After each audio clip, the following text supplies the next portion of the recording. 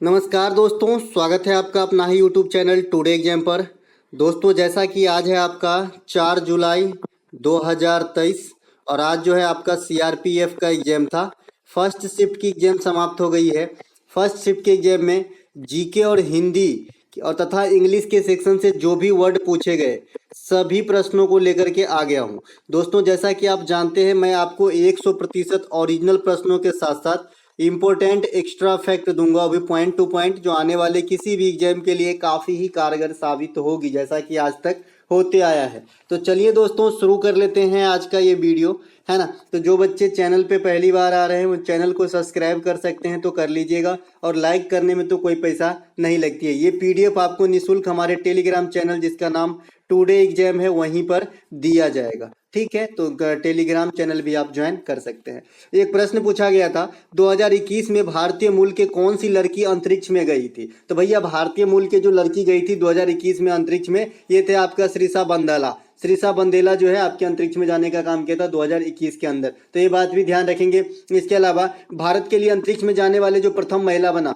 ये कौन बनी थी भैया? कल्पना चावला। कौन? कल्पना चावला। एक और महिला जो फेमस है भारत में, हालांकि आप जानते ही हैं कि एक्सीडेंट के बाद जो कभी लौटी नहीं, है ना, कल्पना चावला है, सुनीता विलियम्स है, राकेश शर्मा है, मेजर राकेश शर्मा। तो ये तीनों जो है पहले से अंतरिक्ष में जा चुके थे भारत के लिए, और श्रीषा बंदेला जो है अभी अभी लेटेस्ट 2021 में गई थी। तो यहाँ पे जो भी भारत के तरफ से अंतरिक्ष में गए सभी का नाम आपके साथ है, यहाँ पे है। अंतरिक्ष में भेजा गया भारत का पहला उपग्रह, आने वाले शिफ्ट के लिए मैं आपको बता रहा हूँ। अंतरिक्ष में भारत के लिए भेजा गया पहला उपग्रह आर्यभट्ट था, है ना। ये कहाँ से भेजे गए थे, ये क्वेश्चन ज्यादातर किया जाता है कि भाई ये कहाँ से भेजे गए थे। तो ये जो आपका भेजे गए थे, ये सोवियत संघ के जो है प्रक्षेपण यान से भेजे गए थे। ठीक है, सोवियत संघ सेंटर से भेजे गए थे। तो ये बात भी ध्यान रखें, कब? 1975 में। ठीक है, इसके अलावा इसरो द्वारा चंद्रयान फर्स्ट कब लॉन्च किया गया था, है ना? तो चंद्रयान फर्स्ट 2008 में आया था और चंद्रयान सेकेंड 2019 में आया था। ठीक है, हालांकि ये असफल हो गया था, 22 जुलाई 2019 को आया था चंद्रयान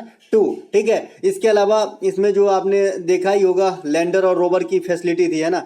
अंटार्कटिका में भारत का अनुसंधान केंद्र कौन कौन से हैं? तो मैत्री है, दक्षिण गंगोत्री है और लेटेस्ट भारती है। तो ये तीनों का ध्यान जरूर रखेंगे, यहां से भी आपसे क्वेश्चन पूछे जाते हैं। ठीक है, यहां से भी आपसे क्वेश्चन पूछे जाते हैं। इसके अलावा एक प्रश्न यहाँ पे एक प्रश्न जो है यहाँ पे 1974 में राजस्थान के पोखरण से भारत के लिए पहला परमाणु परीक्षण होता है। तो ये बात भी ध्यान रखेंगे। आप लोग मुझे बताएंगे कि व्हीलर द्वीप कहाँ स्थित है। व्हीलर द्वीप जो है कहाँ स्थित है, आप लोग मुझे कमेंट करेंगे अगर आप मेरे से जुड़े हुए हैं तो, है ना। खिज्र खां का शासन अवधि आपसे पूछा गया है। खिज्र खां का शासन अवधि जो है ये 1414 से 1421 ईस्वी तक रहा था। भैया, खिज्र खां कौन से वंश के संस्थापक हैं? तो ये सैयद वंश के संस्थापक हैं। सैयद वंश कहाँ शासन किया होगा? सल्तनत पे। कहाँ पे? सल्तनत पे। सल्तनत पे कितने वंश ने शासन किए? 5 वंशों ने। कौन कौन से? गुलाम, खिलजी, तुगलक, सैयद, लोदी। गुलाम वंश के संस्थापक कौन है दादा?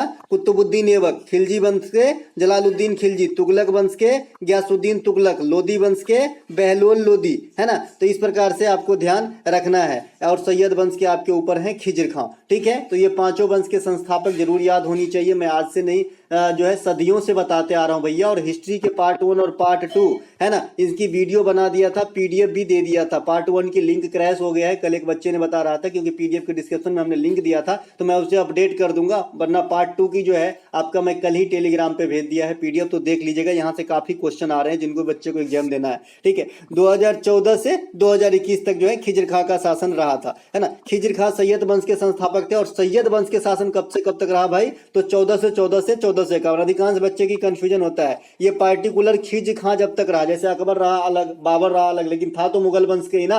उसी प्रकार से जो सैयद वंश थे, इनके शासन 14 से 1451 तक रहा, लेकिन खिज्र खान का 14 से 1421 लगभग 7-8 वर्ष तक रहा। ठीक है, इसके अलावा मोहम्मद बिन तुगलक का शासन कल, ये काफी पूछे जाएंगे। अब यहाँ से स्टार्ट किया है तो ये तीनों के शासन अवधि आपसे पूछा जाएगा। नहीं पूछा गया तो मैं यहीं रहूंगा, आप मुझे बता दीजिएगा कि नहीं पूछे गए। ठीक है, काला जवान है मेरा, ये आप तो जानते ही हैं। मोहम्मद बिन तुगलक का शासनकाल 1225 से 1251 तक के बीच में रहा था। मोहम्मद बिन तुगलक का जो निक नेम थे ये जूना खां था, तो इसे भी ध्यान रखेंगे, जूना खां। ठीक है, इसी के काल में इब्न बतूता जो है भारत आया था। मोहम्मद बिन तुगलक सल्तनत पे सबसे अधिक पढ़े लिखे शासकों में जो है इनका नाम आता है। मोहम्मद बिन तुगलक के काल में जो इब्न बतूता आया, इन्होंने एक किताब लिख डाला जिसका नाम है रेहला, है ना। इब्न बतूता कहाँ के निवासी थे ये भी पूछे जाते हैं, तो ये मोरक्को के निवासी थे, तो ये सभी बात ध्यान रखेंगे, ठीक है। इसके अलावा अलाउद्दीन खिलजी, इनका नाम भैया अलाउद्दीन खिलजी का जो सेकेंड नाम है ये अपने आप ही रख लिए थे नाम सिकंदर ए सानी। क्या? सिकंदर ए सानी। सेकेंड को मतलब स्वयं को सेकेंड सिकंदर कहा करता था कि मैं पूरी दुनिया को ही विजिट कर लूंगा और लास्ट में जाऊंगा हाथ डुलाते हुए, जैसे सब जाते हैं खाली हाथ, है ना, वैसे ही, है ना। तो ये जो है बहुत अपने आप को आक्रांता थे, ये काफी विजय भी रहे शुरुआती पीरियड में, है ना। तो अलाउद्दीन खिलजी अपने आप नाम ही चेंज कर लिया सिकंदर ए सानी, है ना। इसके अलावा 1296 से 1316 इनका शासन रहा। इनके भी शासन काफी पूछे जाते हैं क्योंकि इतिहास में ये जो है बहुत सारे कम स्टार्टिंग वाला इन्होंने किया, जैसे बाजार नियंत्रण प्रणाली, बाजार नियंत्रण प्रणाली के लिए ये जाने गए, है ना। बाजार नियंत्रण प्रणाली के लिए जो है इन्होंने शुरुआत किया था, तो इसके लिए काफी फेमस है अलाउद्दीन खिलजी, है ना। हजार खंबा महल का निर्माण इसने ही करवाया है, तो ये बात भी ध्यान रखेंगे। दक्षिण विजय के लिए पूछा जाता है कि अलाउद्दीन खिलजी ने किसे सेलेक्ट किया था, तो मलिक काफूर को। काफूर कौन थे भाई? उनके हजार दिनारी कहा जाता है, उनके गुलाम थे, ठीक है, बेसिकली एक गे थे। इसके अलावा इल्तुतमिश का शासनकाल कब से कब तक रहा था? 1211 से 1236। इल्तुतमिश ने टका एवं जीतल जो सिक्का चलाया, ये इनसे काफी पूछा जाता है। तुर्कान ने चिहलगानी दल की स्थापना की था। तुर्कान ने चिहलगानी इस प्रकार के दल से स्थापना किए थे। कौन? इल्तुतमिश। इल्तुतमिश जो है रजिया सुल्तान के पप्पा हैं, ये बात भी ध्यान रखेंगे। साथ ही साथ गुलाम वंश के संस्थापक तो आपने कुतुबुद्दीन ऐबक को देखा, लेकिन वास्तविक संस्थापक पूछा आपसे कि भाई गुलाम वंश के वास्तविक संस्थापक कौन है, तो इल्तुतमिश बताना, ठीक है। उसी प्रकार से मैंने बताया है कि भाई जैन धर्म के संस्थापक तो ऋषभ देव हैं, लेकिन अगर आपसे वास्तविक संस्थापक पूछे तो भगवान महावीर बताना है जैन धर्म का, ठीक है। इसी प्रकार से जैसे मैंने बताया भाई कि गुप्त वंश के संस्थापक तो श्री गुप्ता हैं, लेकिन अगर आपसे पूछे कि भाई वास्तविक संस्थापक कौन है गुप्त वंश के, तो चंद्रगुप्त बताना है, ठीक है। तो ये से बहुत सारे उलझने भरी क्वेश्चन है जिसके आंसर बदल जाते हैं वास्तविक शब्द लगते ही। इसके अलावा आपको गुलाम वंश से बलवन के बारे में पूछा जाता है कि इन्होंने जो है कौन नवरोज त्योहार है ना, नवरोज त्योहार ये पारसी त्योहार है ना, नवरोज त्योहार जो है ये पारसी त्योहार है, इसकी स्थापना या शुरू करने का श्रेय जो है बलवन को दिया जाता है, ठीक है। इसके अलावा बलवन से क्वेश्चन और पूछा जाता है सिजदा और पैबोस जो है ये प्रथा कौन स्टार्ट किया, तो ये भी बलवन ही किया था, ठीक है। तो ये बात भी ध्यान रखेंगे, ठीक है। इसके अलावा अगला प्रश्न है हमारा, लुई पाश्चर ने पाश्चीकरण का खोज कब किया था? देखिए सब दिन चिल्ला चिल्ला के बताए, इस बीच 3-4 आदमी का पूछा जाता है। कोशिका का खोज कब हुआ? रॉबर्ट हुक का नाम लेके पूछेगा, आपको बताना है 1665।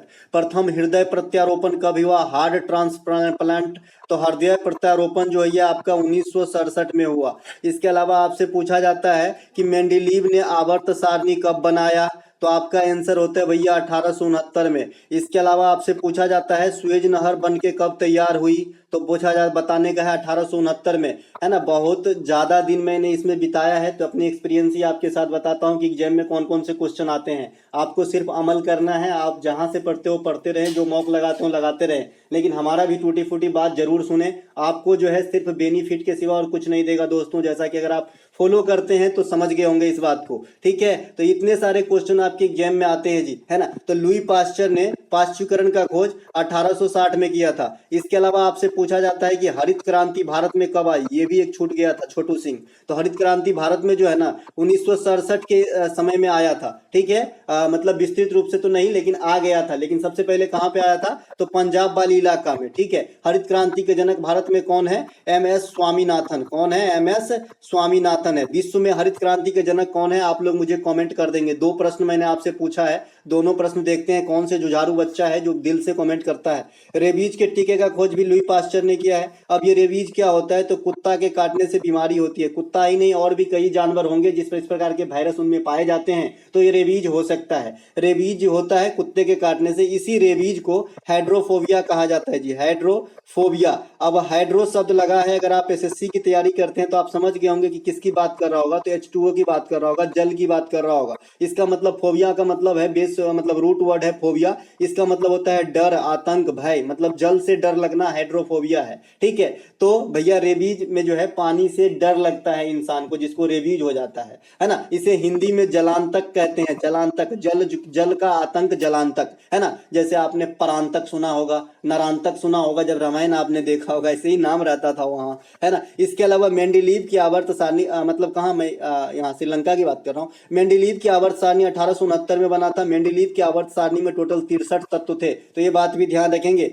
आधुनिक आवर्त सारणी में 118 ज्ञात तत्व हैं, और भी ऐड किए जाने की बात कही जा रही है। प्रथम हृदय प्रत्यारोपण 1967 में डॉक्टर क्रिश्चियन बोनार्ड ने साउथ अफ्रीका के केपटाउन में किया था, वो भी 3 दिसंबर को, तो इसे भी ध्यान रखेंगे। इसके अलावा चंद्रमा पे पहुंचने वाला प्रथम आदमी जो है नील आर्मस्ट्रांग 1969 में, है ना, तो ये भी बात ध्यान रखेंगे। 1969 से 3-4-5 चीज और बता देता हूँ। इसरो की स्थापना हुआ था 1969 में, 15 अगस्त 1969 को, है ना। 19 जुलाई 1969 को 14 बैंकों का राष्ट्रीयकरण हुआ था इंडिया के अंदर। 1969 में दादा साहब फाल्के पुरस्कार की शुरुआत हुई थी, है ना। चंद्रमा पे आदमी गए ही थे 1969 में, है ना। तो इस प्रकार से कुछ बातें जो है आपको ध्यान रख लेना है 1969 के रिगार्ड में, एक ही जगह लिंक करके रखिए, याद ज्यादा दिन तक याद रहेगी। इसके अलावा जैसे आज है आपका 4 जुलाई, तो आज कौन सी शुभ दिन है ना। अगर भूगोल के दृष्टिकोण से देखे भैया, तो आज है आपका अपसौर। क्या है? अपसौर है। आज जो है सूर्य पृथ्वी की अपेक्षा काफी अधिक दूरी पे रहेगा। मान लीजिए ये अर्थ है, तो आज सूर्य जो है काफी अधिक दिनों पर रहेगा। मान लीजिए दूसरे दिन यहाँ पे रहता है,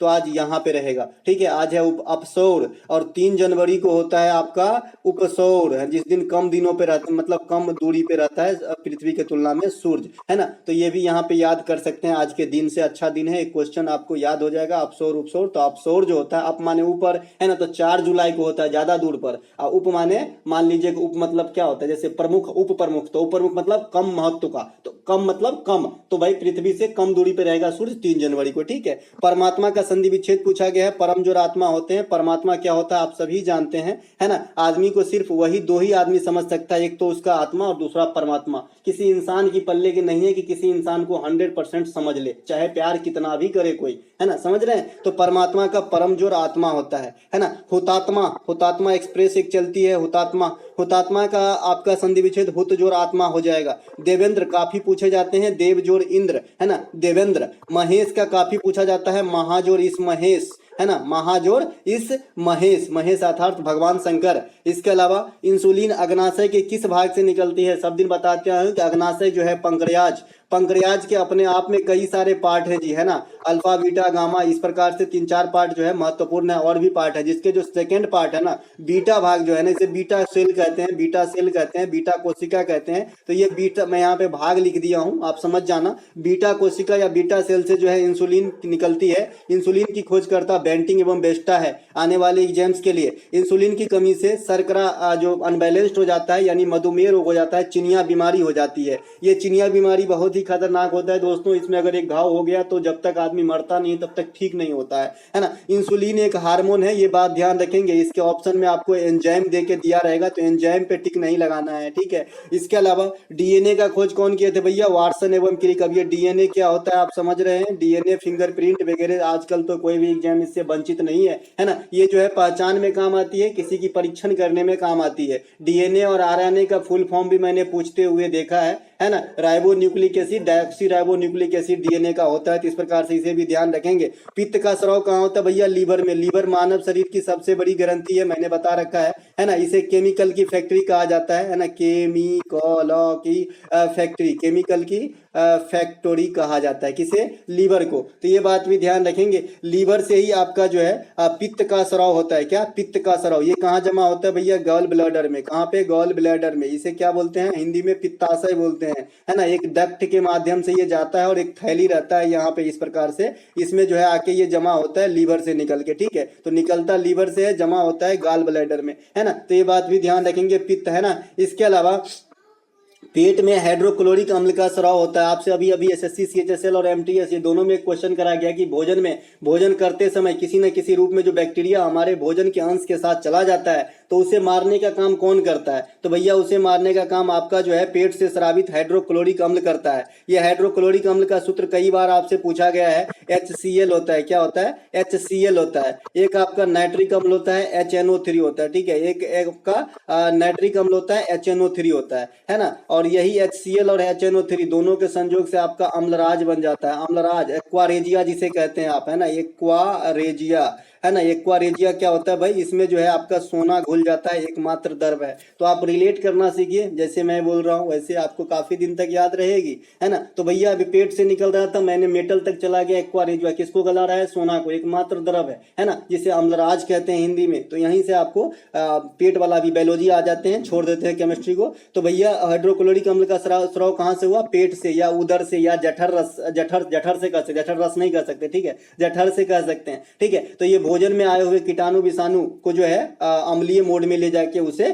मार देता है और भोजन को अम्लीय बनाता है, ठीक है। प्रोटीन के पाचन में कौन कौन से एंजाइम मदद करती है? तो वैसे तो और भी है, लेकिन पेप्सिन सबसे पहला एंजाइम है जो प्रोटीन को पल्ला पड़ता है इससे। ये प्रोटीन पेप्सिन जो है ये प्रोटीन को पूर्णतः नहीं पचाता है कि अगर आप सोचे कि एक बार पल्ला पड़ गया तो प्रोटीन पूरी तरीके से पच जाएगा, ऐसा नहीं है। ये विखंडित करता है प्रोटीन को सरल प्रोटीन में, ठीक है, जिसका नाम पेप्टॉन्स है ना। पेप्टॉन्स, प्रोटीन को पेप्टॉन्स में बदल देते हैं, जो प्रोटीन का सरल रूप है। मान लीजिए आपने क्रेशर मशीन गांव घर में देखा होगा। क्रेशर गांव घर में नहीं, खास करके यूपी के बुंदेलखंड वाले इलाके में क्रेशर मशीन काफी चलती है। क्रेशर मशीन मतलब जो आपका खरी वगैरह बनती है, वहां से क्या होता है, पहाड़ से इतना बड़ा बड़ा गोला को तोड़ा, है ना, बड़ा बड़ा डंपर पे लोड किया, वहां जाके छोड़ा। एक ऐसे रहता है कंटेनर में, ऐसा मतलब इसमें गिरता रहता है और नीचे इसको क्रैश करने वाला रहता है। तो ये बड़े बड़े गिट्टी इसमें डाले और छोटे छोटे गिट्टी ऐसे निकलता है ना, तो इसे कहते हैं क्रेशर। इसी प्रकार से अगर आप प्रोटीन खाए हैं, है ना, प्रोटीन भोजन में आया है, तो प्रोटीन मान लो इतना बड़ा है, तो ये पेप्सिन क्या करेगा, इसे छोटा छोटा कर देगा, लेकिन पूर्णतः पचाया नहीं है। समझ गए? उदाहरण के लिए, है ना, रेनिन जो है ये दूध से जो हमें मिलता है प्रोटीन, उस पे पचाने का काम करता है,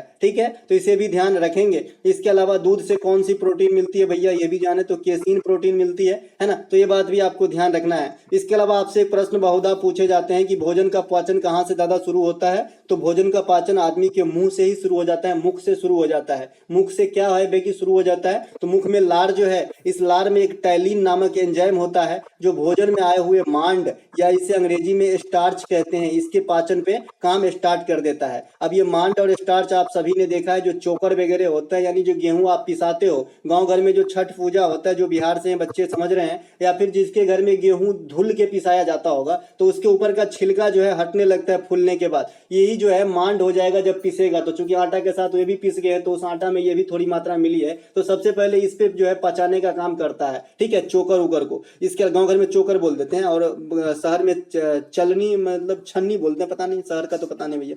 कार्बी ऑलोंग पठार कैसे पठार है? कार्बी आंग लोंग पठार, है ना। कार्बी आंग लोंग पठार किस प्रकार की पठार है, आपसे पूछा गया है। ये पठार सबसे पहले कहाँ पे है? असम में है। असम में एक डिस्ट्रिक्ट भी है इस प्रकार के नाम से, डिस्ट्रिक्ट है असम के अंदर, है ना। तो ये पठार कैसी पठार है? क्योंकि असम हिमालय के नाम पे भी है, असम हिमालय है ना, कुमाऊं हिमालय है, नेपाल हिमालय है, और आपका पंजाब हिमालय है इंडिया के अंदर, ठीक है। तो यहाँ पे कंफ्यूजन क्रिएट के लिए ऑप्शन में पक्का आपको हिमालय से रिलेटेड असम हिमालय दिया होगा, लेकिन ये प्रायद्वीपीय पठार है भैया। ये क्या है भाई? प्रायद्वीपीय पठार है, तो इसे भी ध्यान रखेंगे, है ना। ये जो है रेंज तो सेम ही है, लेकिन ये प्रायद्वीपीय पठार के अंतर्गत आ जाते हैं, ठीक है। तो इसे प्रायद्वीपीय पठार जिन्होंने लगाया होगा उनका ही आंसर सही होगा। इस पठार में ब्रह्मपुत्र नदी तंत्र है, और भी नदी तंत्र है, लेकिन जो ब्रह्मपुत्र मेन नदी है वही नदी तंत्र कहलाएंगे, है ना। इसके अलावा यह पठार असम में स्थित है। कहाँ पे? असम के अंदर स्थित है। असम के अंदर क्या क्या है? माजुली है। असम के अंदर क्या है भाई? मानस है। असम के अंदर क्या है भाई? डिब्रू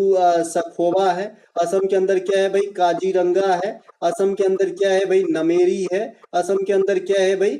ओरंग है। ओरंग ओरंग ओरंग ओरंग है। असम के अंदर आपका ओरंग है, ओरंग, है ना। तो इस प्रकार से ये असम के अंदर है सभी, है ना। इसके अलावा कामाख्या मंदिर है असम के अंदर, बिहू फेस्टिवल होती है ना। ये सब बात ध्यान रखेंगे। अम्बुबाची मेला लग जाती है। नदियों के आधार पे हिमालय को 4 भागों में बांटा गया है, वैसे 5वां भाग भी क्रिएट है जिसे पूर्वी हिमालय कहा गया है, लेकिन आपको पढ़ना है 4 भाग। इन चारों भाग के अलावा कुछ पड़ जाए तो उसे पूर्वी हिमालय कहा जाता है, ठीक है। यहाँ पे आपका पंजाब हिमालय, है ना, ये आपका कहाँ से कहाँ? सतलज से सिंधु से सतलज के बीच चलती है। याद रखने की तरीका मैंने बताया भाई, सिंधु नदी जो है पाकू के किनारे है, यानी पाकिस्तान के किनारे है ना। तो पाकिस्तान के किनारे है, सबसे पश्चिम में हम अपना झांके तो हमें पाकिस्तान नजर आता है। तो ये पाकिस्तान के किनारे आपका सिंधु है, तो सिंधु से स्टार्ट करेंगे सतलज तक आएंगे, क्योंकि सतलज नदी का बहाव पंजाब वाली क्षेत्र में है। ठीक है, कुमाऊं हिमालय आ जाएंगे, सतलज से आगे आएंगे जो उत्तराखंड में है ना। इसके अलावा यहाँ पे काली नदी तक आएंगे, काली से तीस्ता तक जैसे ही रन किए तो हमारा जो है ये नेपाल हिमालय आ जाएगा।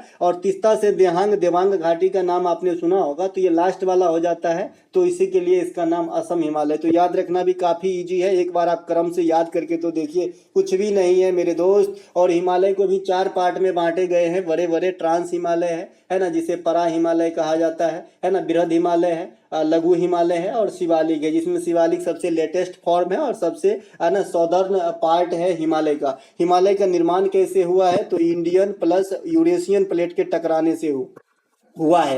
हिमालय के जगह पे पहले जमाने में क्या था, तो टेथीज सागर था। हिमालय किस प्रकार के पर्वत के उदाहरण भाई, न्यू फोल्डेड बलित पर्वत का उदाहरण है और ये युवा पर्वत है। हिमालयी नदी में और आपका प्रायद्वीपीय भारत के नदी में क्या फर्क होता है, तो हिमालय नदी की स्पीड जो है, वेलोसिटी जो है, ये जो है इंक्रीज रहता है, ज्यादा रहता है। और प्रायद्वीपीय भारत की वेलोसिटी जो है निगेटिव तौर पे मान लीजिए कम रहता है ना। प्रायद्वीपीय भारत की नदी कम स्पीड होने के कारण है ना, उसमें गाद बाद कम होते हैं, है ना। प्रायद्वीपीय भारत की नदी जो है उनके पानी थोड़ा साफ दिखते हैं। प्रायद्वीपीय भारत की नदी की जो सतह है उथला होता है। तो इस प्रकार से आपको थोड़ा बहुत ध्यान रखना है। प्रायद्वीपीय भारत की सबसे बड़ी नदी जो है गोदावरी है। इसके अलावा रजिया सुल्तान के बाद सबसे प्रभावी शासक कौन थे जो दिल्ली सल्तनत पर शासन किए, तो ये आपका बलबन थे। चूंकि आप जानते हैं कि गुलाम वंश में जब इल्तुतमिश मर गए तो कोई भी योग्य शासक नहीं रहा, है ना। तो ये भाई बलबन एक योग्य शासक हुआ रजिया के बाद। चूंकि रजिया जो है प्रथम है ना महिला जो है शासिका के रूप में कार्यभार संभाली थी, तो इसके कई अपने कारण हो सकते हैं कि ये भी एक मतलब पूर्णतः उस हिसाब से फली फूली नहीं। ठीक है, इसके अलावा गुलाम वंश में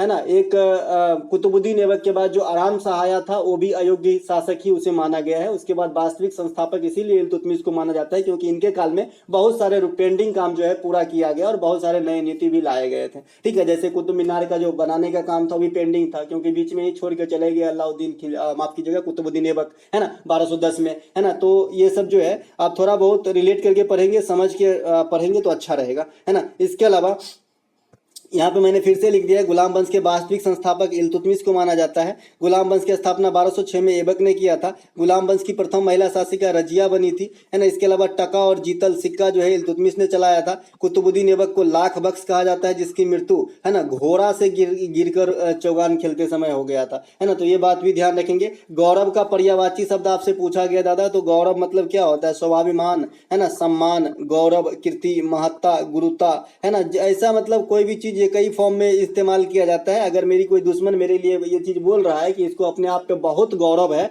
तो समझ जाइए मेरे लिए निगेटिव बात कर रहा है ना। अगर कोई आदमी मुझे प्यार से बोल रहा है कि मुझे तुम पे फक्र है, गौरव है, तो समझ लो मेरे लिए ये पॉजिटिव बात कर रहा है। तो डिपेंड करता है कि इसका इस्तेमाल कहाँ पे होता है। तो आदमी को खुद पे गौरव नहीं करना चाहिए, आपके लिए दूसरा गौरव करे ऐसा कुछ कीजिए, है ना। इसके अलावा नागरिकता से संबंधित संविधान में कौन सा अनुच्छेद है, देखिए मैंने आपको बता रखा है कि भाई पार्ट 1 तो सभी याद रख पाते हैं, पार्ट 2 से पार्ट 8 तक आपको कम से कम जरूर याद होना चाहिए। 8 तक क्यों, 9 और 9 का ए भी याद होना चाहिए। ठीक है भैया, क्योंकि ये सभी जो है इंपॉर्टेंट है भैया, है ना। कौन कौन से, नागरिकता जो है ये आपका संविधान के भाग 2 के अंदर 5 से 11 तक आता है। इसके बीच में जो भी आर्टिकल्स हैं सभी किसी न किसी रूप में नागरिकता की ही व्यवस्था करते हैं। ठीक है, नागरिकता इंडिया में कैसा माना जाता है, तो भाई माना क्या दिया जाता है, तो एकल दिया जाता है, एकहरी नागरिकता दी जाती है। चुप रहो जॉन। और इसके अलावा जो आपका ये कहाँ से लिया गया है, तो ये ब्रिटेन से लिया गया है। गुनी क्यों हल्ला कर रही हो बार। इसके अलावा जो ये भैया एकल नागरिकता जो ब्रिटेन से ली गई है, जो इंडिया में मिलती है, आप अमेरिका वगैरह में जाएंगे तो दोहरी नागरिकता का प्रावधान है वहाँ पे कि राज्य का अलग मिलेगा। मैं बिहार से हूँ तो मुझे अलग मिलेगा और इंडिया का अलग मिलेगा। आप यूपी से हैं तो आपको यूपी का अलग, है ना, और इंडिया का अलग मिलेगा, है ना। भाग ऐसा अगर दोहरी होता तो बता रहा हूँ जो यूएसए में है ना।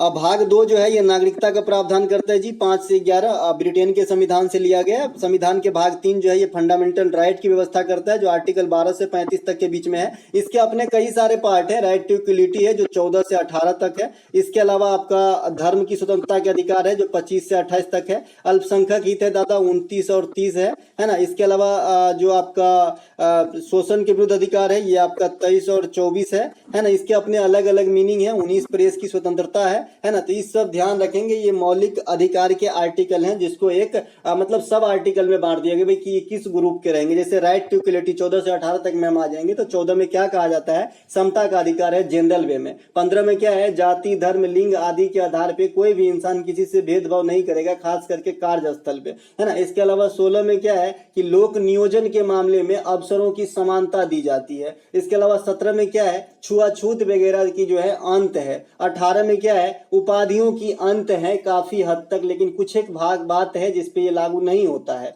19 में क्या है, प्रेस की स्वतंत्रता है। इसके तहत आपको इंडिया में कहीं भी घूमिए, कहीं भी घर लीजिए, सहकारी समिति का गठन कीजिए, है ना। आप बोलने के लिए स्वतंत्र है जिसे वाक के वह व्यक्ति का अधिकार कहा जाता है। इसके अलावा आप शांतिपूर्ण ढंग से बैठक करने के लिए स्वतंत्र है। तो ये सब 19 देता है। मीडिया वगैरह इसी से चल जाती है। इसके अलावा संविधान के भाग 4 में जो आर्टिकल 36 से 51 तक के बीच को कवर करना चाहिए। फंडामेंटल राइट यूएसए के संविधान से लिया गया है जो वर्तमान में 6 प्रकार का है। फंडामेंटल राइट में आर्टिकल 21 का ए जरूर याद रखेंगे और 21 भी याद रखेंगे और 20 भी याद रखेंगे। भाई ये तीनों बार बार अभी तक पूछे जा रहे हैं। क्यों पूछे जा रहे हैं, कारण है अपने आप में। 21 जो है ये भाई फंडामेंटल राइट के थ्रू शिक्षा जो है ये मौलिक अधिकार है उन बच्चे का जो 6 से 14 वर्ष तक के बीच में आते हैं। भाई जागरूकता फैलाने के लिए ये चीज काफी मतलब महत्व रखता है कि भाई इस प्रकार के मौलिक अधिकार भी है जो जिन्हें नहीं पता है, मतलब बहुत जमीनी लेवल पे, है ना। इसके अलावा ये कब आया था, तो ये 2002 में आया था। ये 86वां नंबर का अमेंडमेंट हुआ था और ये मौलिक कर्तव्य भी बना था